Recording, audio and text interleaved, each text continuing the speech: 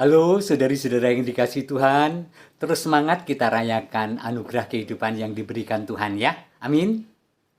Saudari-saudari yang dikasih Tuhan, tiada rotan, akar pun jadi.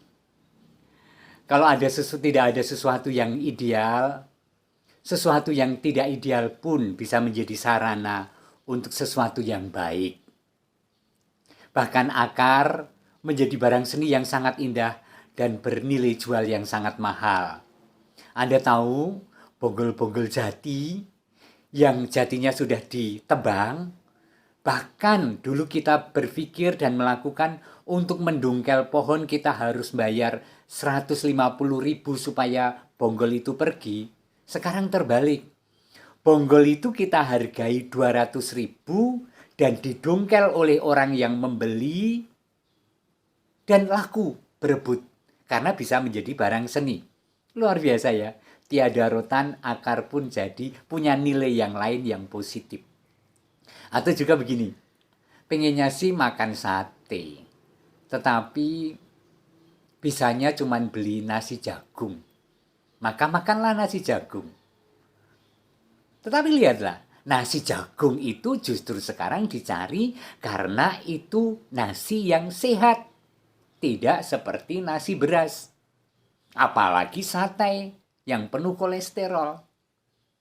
Nah, saya ingin mengajak Anda untuk merefleksikan tentang apa yang bulan-bulan ini kita gulati, yaitu beribadah, berdoa, berkumpul di masa pandemi.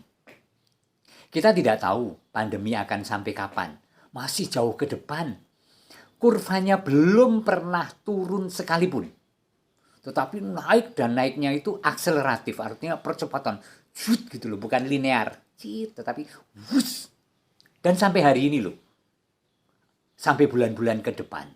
Bahkan kalaupun ada vaksin, kata Menteri Kesehatan, proses vaksinasi itu berlangsung 1,5 tahun ke depan. Karena harus ngantri, karena harus ada prioritas-prioritas, karena harus menunggu vaksin jadi, dan aneka hal. Nah, oke, itu pengantar saja. Tetapi, hari-hari ini atau beberapa bulan terakhir ini, daripada tidak begini, daripada tidak beribadah atau doa bersama, maka bukan dari inisiatif saya, tetapi banyak kelompok atau keluarga yang kemudian menelpon atau WA, Romo apakah bisa memimpin misa karena kami akan kumpul Zoom, kumpul daring dalam keluarga besar. Kebetulan nyewu ibu saya. Lalu sesudah saya menimbang dalam doa, kemudian saya memutuskan, ya, ayo kita misa daring. Saya dari kamar, dari meja altar saya di kamar, dan Anda masing-masing membuka Zoom. Dan kemudian terjadilah itu. Kelompok lain lagi mengajak saya untuk doa rosario. Seru ya. Tadinya saya hanya daripada kangen dan pengen tegur sapa, tak melu doa nggo ngapa sih? Ngelegan-melegani. Tetapi apa yang terjadi? Oh, ini sungguh doa. Ini rosario. Bahkan kami masing-masing yang terlibat di dalamnya menghayati itu sebagai doa bersama. Dan klausul selama pandemi dan terpaksa daring seolah-olah hilang. Tetapi kami memang berjumpa, kami berdoa bersama, kami memuji Tuhan, kami memohon, kami merayakan sakramen Tuhan. Luar biasa. Untuk saya juga sebagai seorang imam. Mudah-mudahan untuk Anda dan dari kesaksian dari Anda saya tahu bahwa Anda mengalami itu sebagai sukacita. Lain lagi, Romo, bapak saya kritis. Apakah saya bisa minta sakramen minyak suci secara daring? Oh, ini sudah ada kesadaran. Bukan, Romo datang ke sini, bapak saya kritis mohon minyak suci. Kalau di rumah sakit, seringkali harus menimbang banyak hal ya. Sudah banyak korban juga yang karena pelayanan kemudian mengorbankan diri dan iman rasanya. Tetapi tadi tembungi, Romo saya ingin merayakan sakramen minyak suci untuk Bapak secara daring. Apakah mungkin? Saya berdoa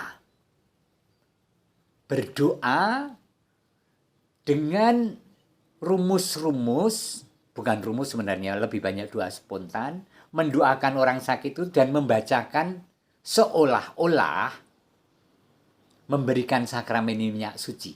Walaupun tentu saja banyak orang gereja kita masih gagap bahwa itu bukan, itu harus begini, itu tidak sah dan aneka hal. Tetapi bagi saya, wong ekaristi wae menjadi sakramen yang disambut secara batin dan itu sungguh-sungguh dalam keadaan darurat itu membantu dan diteguhkan oleh para hierarki gereja. Padahal ekaristi itu sakramen mayor, sakramen besar, santapan sehari-hari. Nah, saya tidak mau berdebat soal itu, tetapi saya melakukan itu dan saya menerangkan bahwa idealnya memang sakramen minyak suci itu tidak begini. Ini berdoa untuk dia dan imanmu menyembuhkan. Tuhan mendengarkan. Amin. Demikian juga dengan sakramen tobat.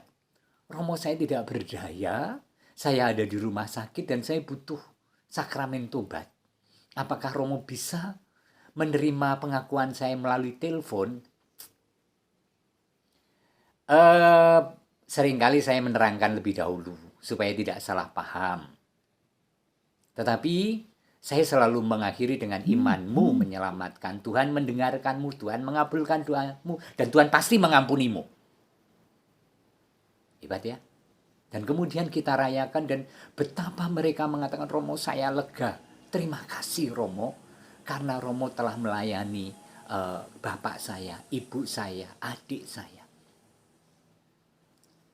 Nah, saudari-saudara yang dikasihi Tuhan, saya memberikan beberapa catatan tentang itu.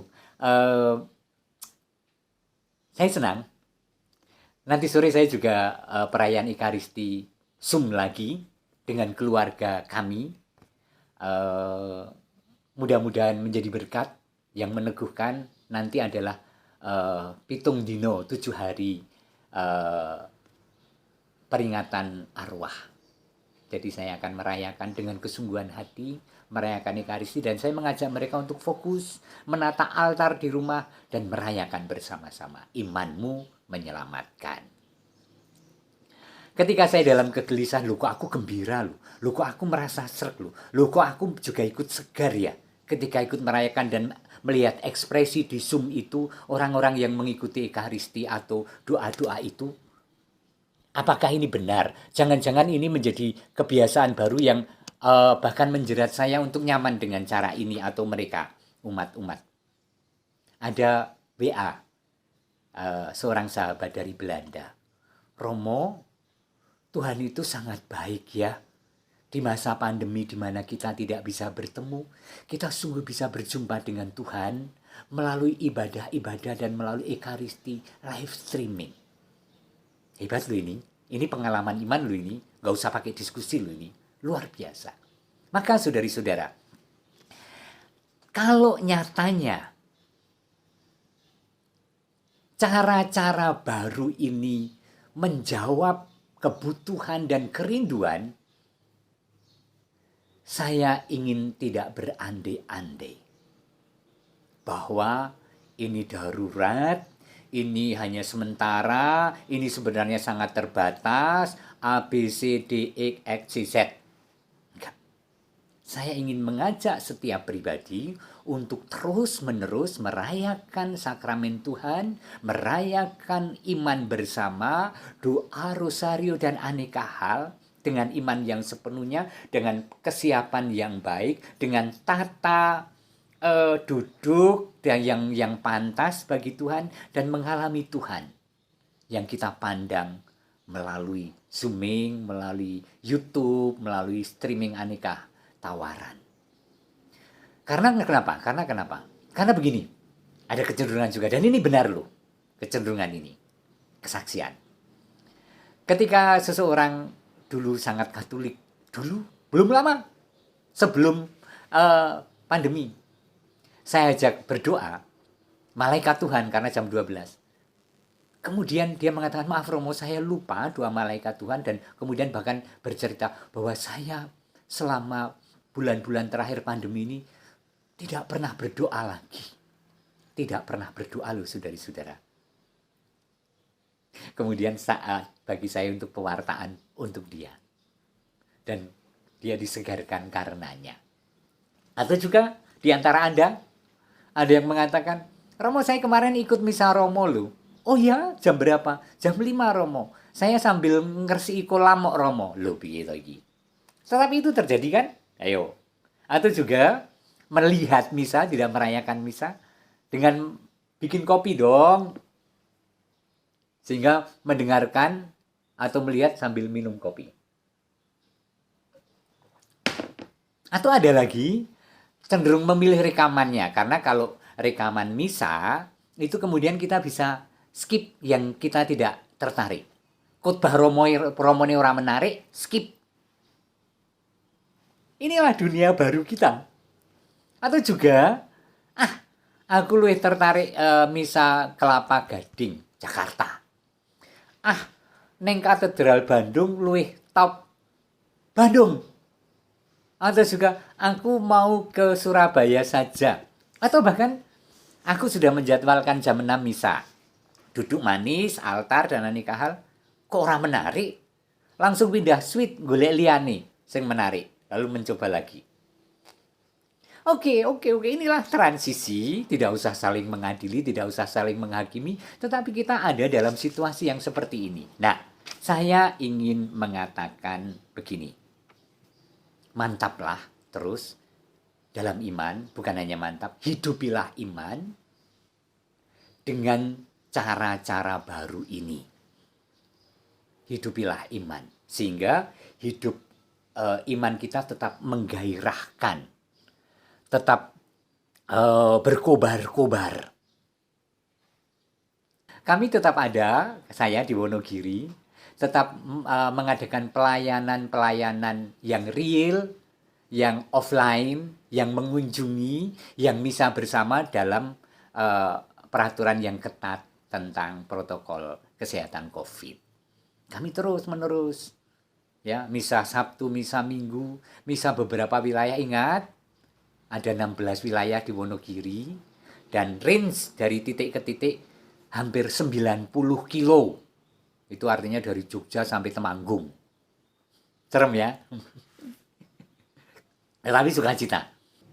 Dalam sukacita, ayo bersama saya merayakan iman terus-menerus. Dan jangan sungkan untuk meminta romo Anda di paroki atau romo siapapun yang Anda kenal untuk mengambil bagian dalam iman yang ingin Anda rayakan. Entah karena pengetan, entah karena ingin doa rosario, entah ingin didoakan, dan aneka hal. Sebab memang panggilan imam adalah untuk pelayanan-pelayanan seperti itu. Amin. Tuhan memberkati Anda, jaga kesehatan, dan tetap sejahtera. Diturunkanlah berkat Allah yang Maha Kuasa, Bapa dan Putra dan Roh Kudus. Amin.